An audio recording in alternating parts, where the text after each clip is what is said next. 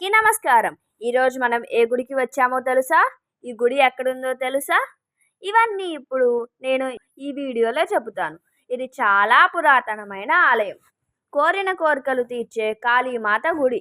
ఇది ఫలకనామా రైల్వే స్టేషన్కు కేవలం 1/2 కిలోమీటర్ దూరంలోనే ఉంది. ఇక్కడ అమ్మవారు వేప, రావి, మర్రి చెట్టుల క్రిందనే ఉంటారు. చాలా గంభీరంగా ఉంటారు. ఇక్కడ ఉన్న మర్రి చెట్టు ఊడలకు చాలా ముడుపులు ఉంటాయి. నిమ్మకాయ దండలతో అలంకరణ చేస్తారు. వారంలో 3 రోజులు అనగా మంగళవారం, శుక్రవారం, ఆదివారం రోజులలో ప్రత్యేక పూజలు జరుగుతాయి. అష్టమి, అమావాస్య తిథులలో ఎక్కువ మంది ప్రత్యేక పూజలు చేయించుకుంటారు. ఇక్కడ గుమ్మడికాయలతో, నిమ్మకాయలతో దీపాలు వెలిగించడం చాలా ప్రసిద్ధి. ఇక్కడ అమావాస్య రోజు ఇసుక వేస్తే రాలంత జనం ఉంటారు.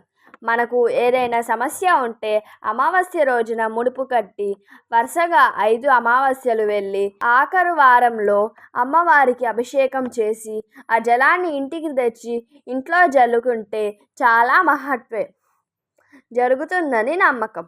గోరువెచ్చని నీరుతో అభిషేకం చేస్తారు.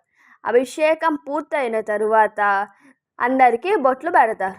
మీకు కూడా అమ్మవారి ఆశీస్సులు కలగాలని కోరుకుంటూ మీ స్ట్రీట్ డ్రీమ్ ఛానల్.